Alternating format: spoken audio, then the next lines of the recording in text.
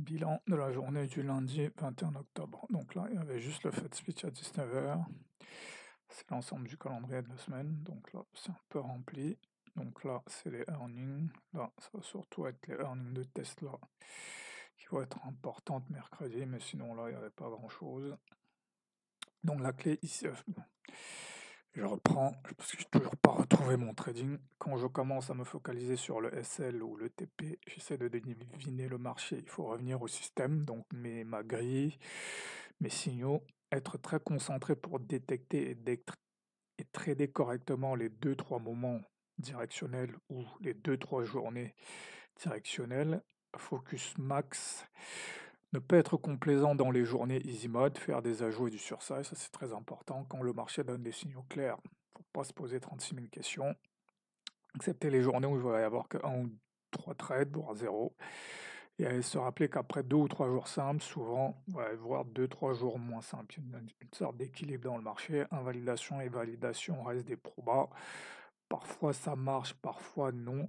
Il faut juste suivre les signal bars. En fait, les signal bars, c'est vraiment le moment à partir duquel je vais me dire, là, je vais plus prendre des positions que dans une seule direction. Faire le choix simple, l'instrument qui monte les signaux convergents dans la même direction, du volume, voilà, un écart, par exemple, un fort écart entre l'open round de l'espace, c'est-à-dire qu'il y a des targets éloignés avec du RR de 1 possible. Ne pas entrer dans le mode évaluation. Est-ce que RB50, MIV-HB, AJP, RBH lundi, ça marche? On n'est plus sur ce genre de questions.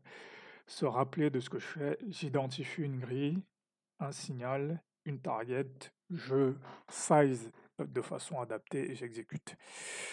La clé ici, identifier RB, MIV-HB dès l'open, donc sizer en fonction.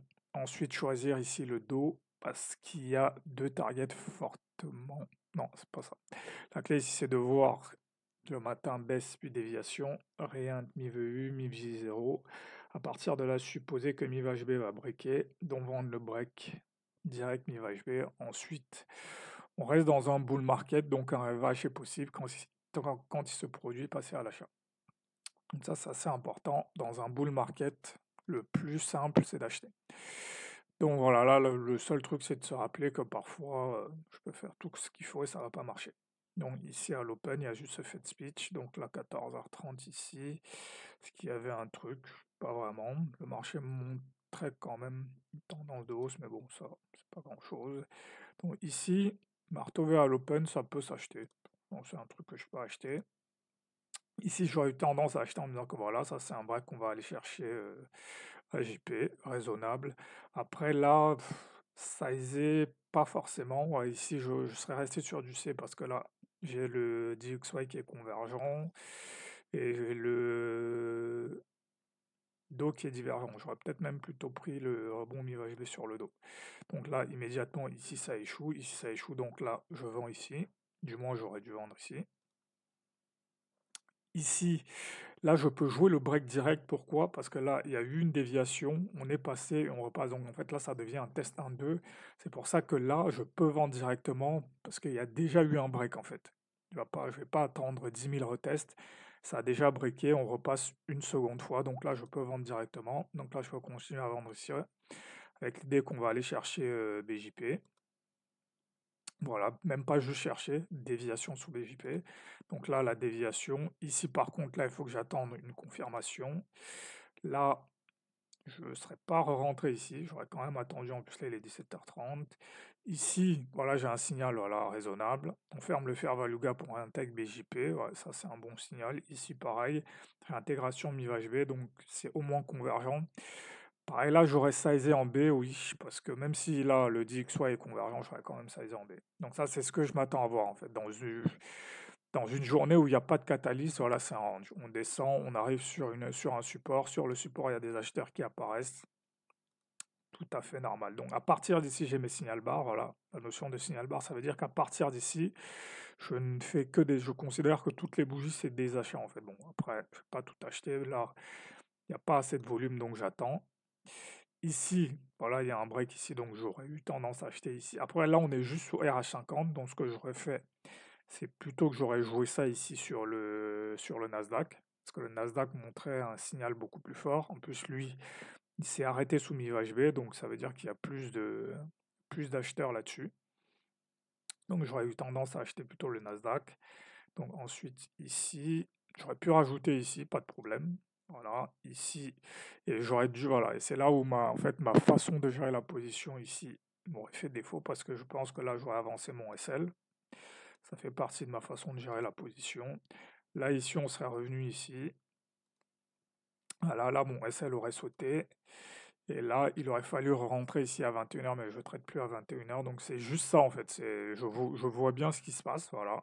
Ça, c'est un rebond. Voilà, reversal, forte probabilité de revenir ici. Donc ici, il aurait juste fallu que je rentre à 21h, mais comme je ne traite plus à 21h, bon. Bon, c'est pas une journée en soi compliquée. Ça fait juste partie de ces journées où, bah, comme je gère mes positions sous la bougie, mes positions peuvent sauter alors que je suis dans la bonne direction, mais il n'y a vraiment rien de compliqué dans cette journée. C'est assez clair. Donc voilà, bon, je vais pas faire, bon, si, quand même les faire. Donc là, le dos.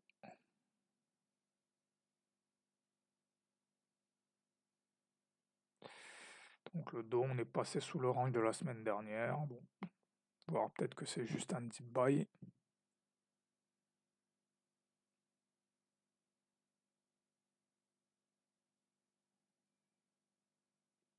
Le Nasdaq, ok, il est passé en dessous puis il est repassé au-dessus. Bon, là, comme il y a les earnings de Tesla, les earnings des tech, forcément, le Nasdaq, c'est un peu là où les traders vont se positionner, parce que c'est là où il risque d'y avoir le plus de mouvement.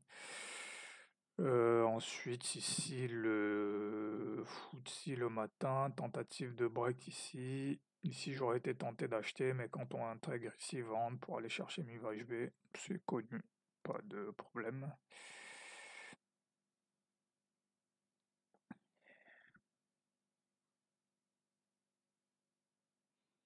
Ici, pareil, tentative de hausse, voilà, je retrouve le même principe ici. On baisse pendant la session asiatique, on essaye de remonter, ça échoue, forte probabilité que ça va continuer à baisser. Ouais, donc voilà, voilà, je retrouve même ici aussi. On baisse, on tente de remonter, ça échoue, on redescend. Voilà.